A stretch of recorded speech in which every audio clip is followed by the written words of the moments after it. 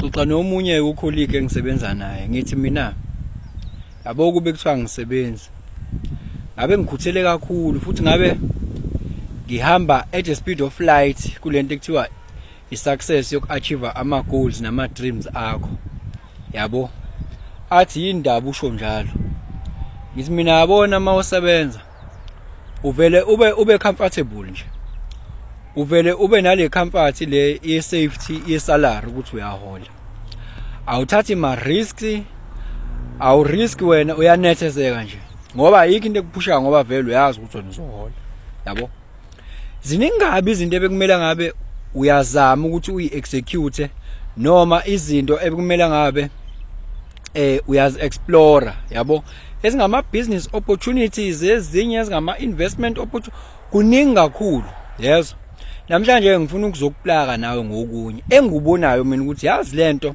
if people can immerse themselves kulento yabo they can do something most izosiza bona ukuthi bebe ngcono hayi ukuthi beyisebenzise against bona ngoba sake sakhuluma nalento nohlula umthakathi ngisitiche ivideo yakho ukuthi lento engizokhuluma ngayo la akusiyona ukuthi uyisebenzise against wena kodwa kubukeka sengazi ukuthi i-spiritual evolution saba abantu sise way less than leli thuluze ekumele ngabe liyabasiza ngalesi sikhathi ubingile lo changes akasha uthi ngenzeka noma yini noma inini noma kanjani kunoma ubani ngoba impilo ayisiyona lento ocabanga ukuthi iyona possibilities are infinite in the universe your own consciousness is your own limitation kukude lapho esisuka khona futhi kukude lapho esiya khona beka phansi umoya ungatatazeli uyabona yabo lento ade ngisho ingoba kunezinto engizibonayo ezingama opportunities are serious yabo kodwa ngizathu ukuthi akukho ukukhuthala ngoba yiki i-challenge vele yabo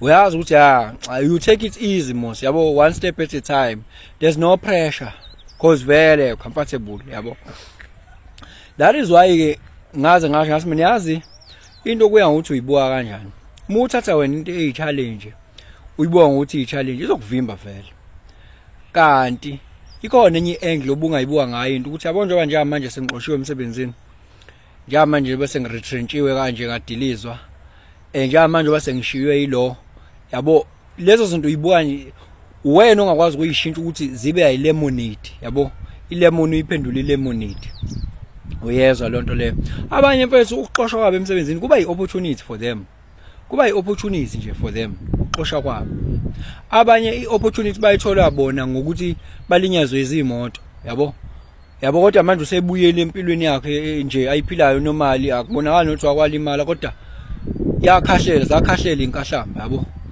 zakhahlela inkahlamba wakwazi ukwenza into ezisile from there azangaze abheke emuva kwakuyi breakthrough yakhe leyo yayibona lonto leyo so yamba kanjalo so la engifuna ukuplaka kuyona ke lento mina into engiyibonayo yabo mfethu i-AI izokwakha more billionaires within a very short space of time than the internet did in 20 years. Yes, the AI. If you can position yourself beyond, I can bet with my last cent ukuthi mungase mhlambe uqegise kulezi ezinye izinto no lena ke akusiyona phela kanombani le abantu ababuka izinto ngendlela vele ethanda ukuthi ihluke uma ngase mhlambe uqegise kulezi zinto vele engakusizi yabo bese ufunda yona i-AI uyazi AI ukuthi ayigcini ngo-ChatGPT i-AI nento eningi kakhulu eziningi kakhulu izinto ezenziwa i-AI wena ongakwazi ukuyifunda wena bese offer service yayizo lonto i-AI izolekelela wena la kodwa kucace kona ukuthi abantu ngazuthi baphethe isikhali esiyingozi kodwa basebenzisa kubona against themselves yabo uyazi ukuthi ziningi kanjani into obungazenza wena ngayi AI la iphone yakho yila khona imali kodwa phela le phone iyithuluzi ingqondo yona kumele isebenze yezwa lonto yabo by the time wena uye emsebenzini uvuka uhambe emsebenzini khona umuntu osoke sekwazile lapho kwakha nje into at least engango 15,000 rands yezwa engakavuki ukuthi uyavuka uyahamba cha engakavuki kodwa nje sekukhonta seyenzile ngendlela yakhe yokusebenzisa kwakhe ingqondo wena by the time wena uqeda usuku useyakhe ngisho imali icishe iyenyanga nje ezu3 wena ungayakha ngenyanga ezu3 ngalolo suku wena useyakhile ingqondo nje mfethu.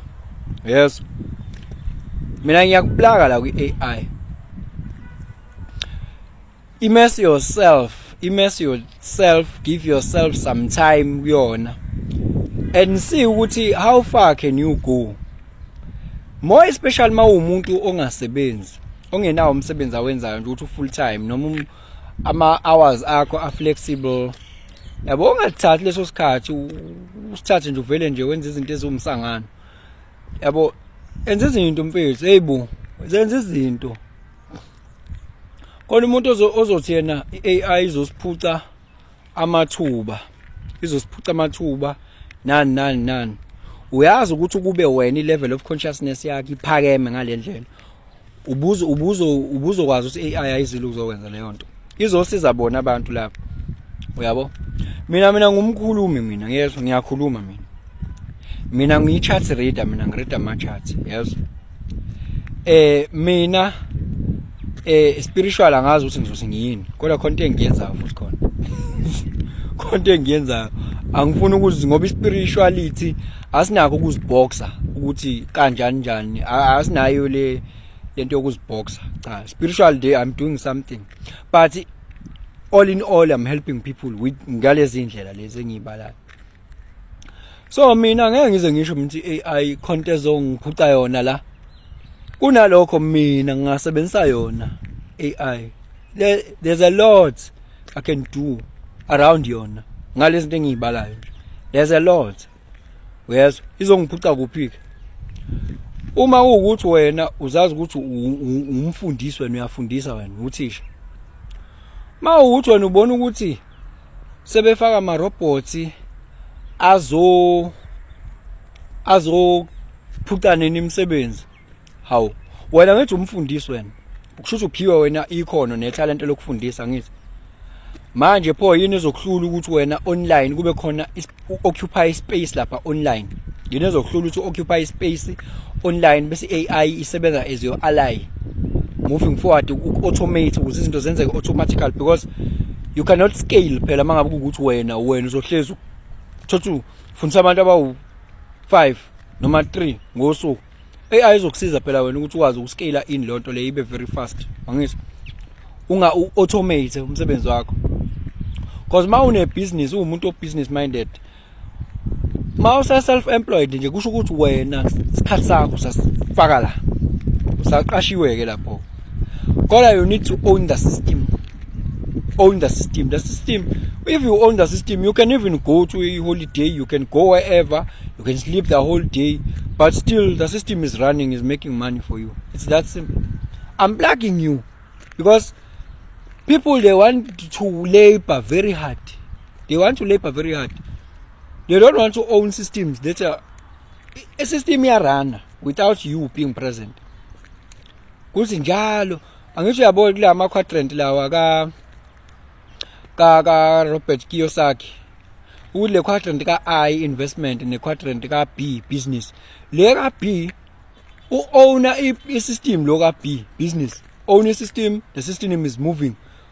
Abantu bayasebenza yena is using other people's money and other people's time. Uyaba compensate nje.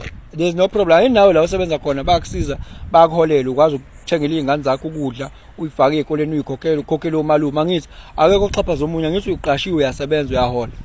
Kodwa phela ukuthi ucabangiso ke employer okwe employee ke vele that will be the difference ukuthi you don't own your time. But lapho bekuyi starting point for you to move upwards.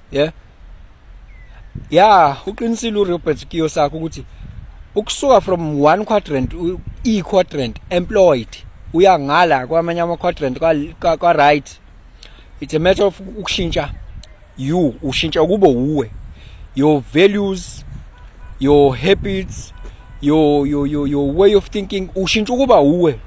Yabo awukwazi ukutransita nje uthi ngoba lento engikhulumayo la akusiyona umuntu osakholelwa ukuthi kumele ukuthi atshele ukuthi uvuka nini, udla nini, ulala nini, aqashwe for the rest of impilo yakhe. Yezo angabi naso isikhathi, angasi own isikhathi sakhe. AI bafethu, just have a thought, yabo, just immerse yourself around it.